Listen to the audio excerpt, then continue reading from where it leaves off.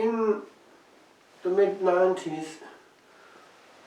I found myself in Rome being told lots of things by a young priest from the ex-Soviet bloc who had been actually closed in secret as a premost detention. He knew all about Rome, and he knew that there were two altars close to each other. One was where the saint of this day, St Maximilian Maria Kolbe, celebrated his first Holy Mass. It would have been in 1918, after ordination there in the Eternal City. And the other, not far away, where Martin Luther celebrated his last. It made me reflect how grace can go, the same grace. And at the time there was some confusion as regards to whether I'd ever be ordained. There were all kinds of difficulties in the community that I belonged to in Ireland, and I remember praying intensely to St Maximilian Maria Kolbe that he, from his glorious place, would obtain the grace of being ordained. And the way was cleared unexpectedly. And immediately after ordination, having been transferred to another house, I was sent straight back to Rome, and very soon afterwards I found myself at that very altar, through a providential concatenation of events, and I celebrated there just where the saint had. The altar is in a tucked away church and unchanged, because it's not the main altar. It's in a side chapel, which is important for Rome because our Blessed Lady appeared there, and that would explain why the saint wanted to celebrate his first Holy Mass at that altar, given his devotion to the Immaculate. And the story is that the Immaculate had intervened in the life of a Jew. He had been given the miraculous medal, the miraculous of the Immaculate, or Mary conceived without sin. And as soon as he put it on, something happened. It was actually there. She appeared to him. He was given infused knowledge of the Catholic faith, and he left all his Jewish ancestry and all that he carried with him in cultural baggage and became a Catholic. And there I was able to experience what that saint had experienced. One rises, one goes towards the presence, one climbs the altar steps, those steps that he would in fear and trembling have climbed in 1918. At that point there was no way of knowing what awaited him. He was, with this great devotion to the Immaculate, to do wonderful things. He said one must never say that it is impossible, for the Immaculate exists so that it may be possible. And the impossible would happen with him. He knew the importance of the press, of publishing, and all that he did under the wings of our Blessed Lady.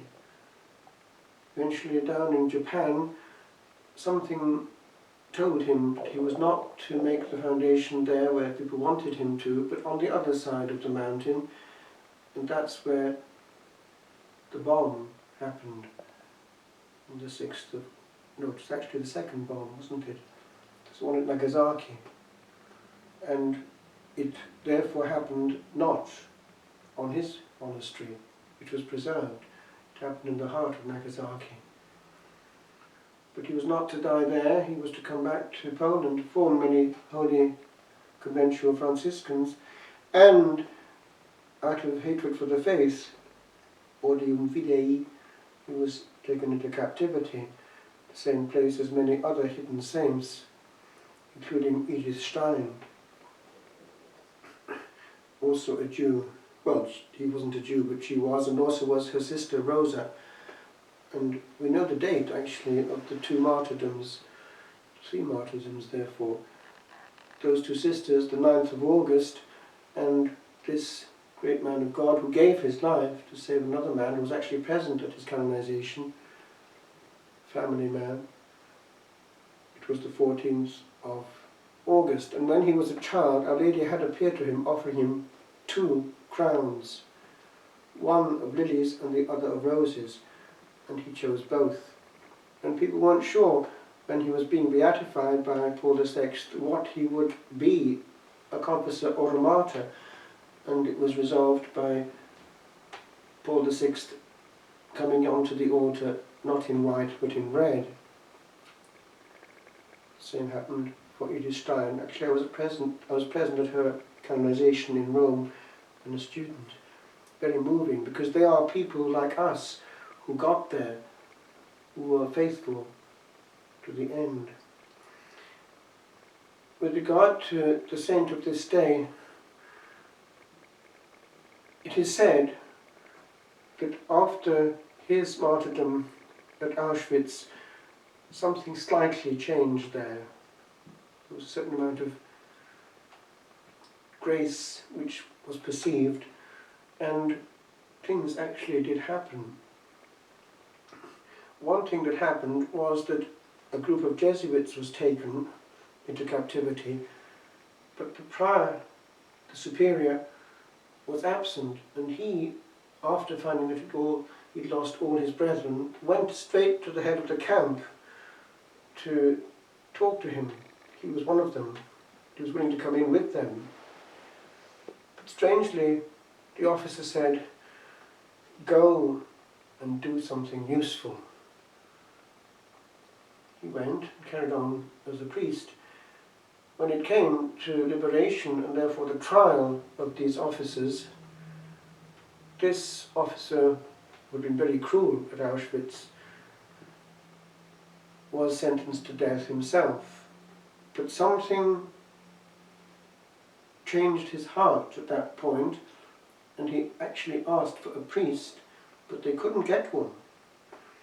Eventually, they looked and they found in the Sanctuary of Mercy of Krakow a Jesuit priest, none other than the one that the man in question had sent back to do something useful. He came and he heard his confession. It lasted at least an hour and a quarter, and he died in peace. Mercy. Similar to what happened to the first martyr of the church, St Stephen. Do not hold this sin against them, echoing what the Lord himself said, "Father, forgive them, they know not what they do." For who was there at Saul's execution, or rather Simon's execution, but Saul of Tarsus, approving and keeping the clothes of those who were doing the stoning? And what happened? Not long afterwards, the Lord appeared to him. "Why are you persecuting me?" So he had this complete U-turn, merited by this saint. And something similar happened actually in the case of another martyr, this time of virginity, whose feast it was less than a month ago, or just over a month ago, the 6th of July, Maria Goretti, who was only about 12, and she forgave Alessandro, her aggressor, before dying of the wounds, and appeared to him after her death, and he was in a bad state, a bad place, obviously depressed, and perhaps at risk to his own life, and explained that she had forgiven him, and he was given to see the glory that she had, and he therefore was converted, and was present at the canonization of the saint in 1950, as was the father of the family, who was able to be liberated because Maximilian Kolbe had given his life in praise of him. What happened was that there had been an escape of prisoners of war, and out of cruelty, basically, they were making up for it by taking people who were left.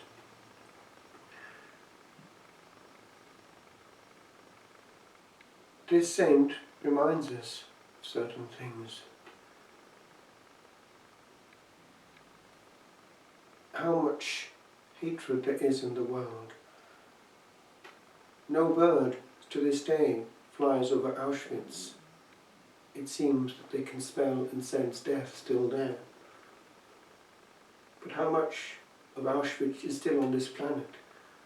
One thinks of countries right now, in Asia for instance, where there's an awful lot of torture and concentration of pain.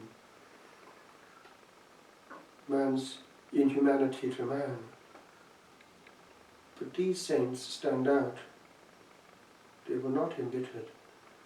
He confessed and prepared all his brethren in that bunker of death, of hunger, and was the last to go. They injected him with lethal injection. He presented his arm willingly, and like a rocket went to Jesus, with whom he had died on the cross, with no bitterness in his heart. Whereas we nourish and nurse bitterness for little things. Where is heroic charity? The church should be made of love, and every church and community should be a factory of love. Is it always the case? The gospel is not complex, and this man did precisely what the Lord did. No greater love has a man than this, to give his life for his friends. Da giovane mi sono trovato all'altare appena ordinato, dove fu ordinato, piuttosto dove ha celebrato la prima messa, questo santo, Massimiliano Kolbe, nel 1918. Lui aveva una devozione enorme alla Madonna, l'Immacolata, e ha scelto l'altare dove l'Immacolata è apparsa. È un giudeo, perché qualcuno ha dato a lui la medaglia miracolosa, che è la medaglia dell'Immacolata, Maria concepita senza peccato. La Madonna apparsa a questo giudeo, ha dato a lui la grazia dell'illuminazione totale della fede cattolica e fu convertito insieme al suo fratello, se mi ricordo bene. E Massimiliano Kolbe ha voluto celebrare la sua prima messa su questo altare. È un altare, non un altare maggiore, ma un altare laterale, e non è cambiato, la cappella è rimasta come era, è potuto celebrare lì la Santa Messa dopo l'ordinazione, e si rivive la grazia dei santi e della Madonna stessa che li protegge.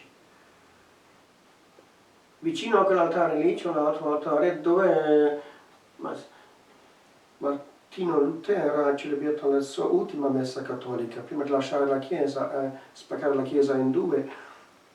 È molto diversa la grazia in questi due casi. Uno è andato verso il massimo e l'altro verso il minimo. È un po' triste, però la stessa grazia, l'ordinazione.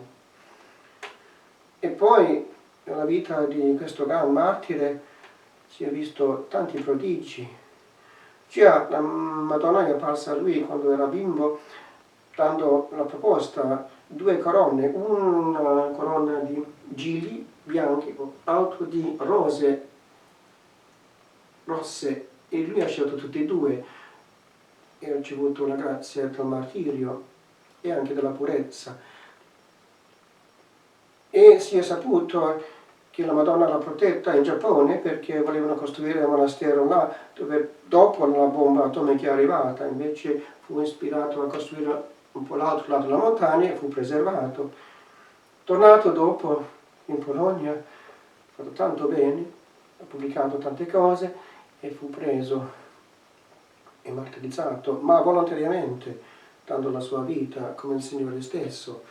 E sembra che abbia meritato la conversione dell'ufficiale che era responsabile di queste crudeltà, perché questo gruppo di gesuiti è arrivato al monastero, al campo, preso dal monastero, perché tutti furono presi tranne quello che non era presente, il priore stesso, e lui si è presentato al campo di concentrazione di Auschwitz cercando i suoi, anche pronto a dare anche la sua vita, rimanere con loro fino alla morte. Invece quel capo, questo ufficiale, ha detto: fa qualcosa di utile, è andato. Dopo la guerra fu condannato a morte questo capo per esecuzione, però fu toccato dalla grazia divina e ha chiesto un sacerdote. Non trovavano nessun sacerdote che era disposto, e finalmente hanno trovato uno che era nel santuario della misericordia a Cracovia, era proprio quel gesuita, rimasto in vita a causa della inaspettata tenerezza prima di questo capo che ha liberato. E si vede lì, chiaramente, se uno paragona questo con la morte di San Stefano, lui ha chiesto il perdono di quelli che erano responsabili, e poco dopo Saulo di Tarsis è stato convertito, è diventato Paolo, con la preghiera della vittima sua, Stefano. Si vede lì l'eroicità dei santi, niente amarezza, e questo è anche un po' la sfida nostra, la carità eroica che si dà per gli altri senza quel cancro della vendetta immediata. L'amore è più forte dell'odio. Immacolata Vergine bella di nostra vita, tu sei la stella tra le tempeste, de guida i cuori di chi ti invoca, Madre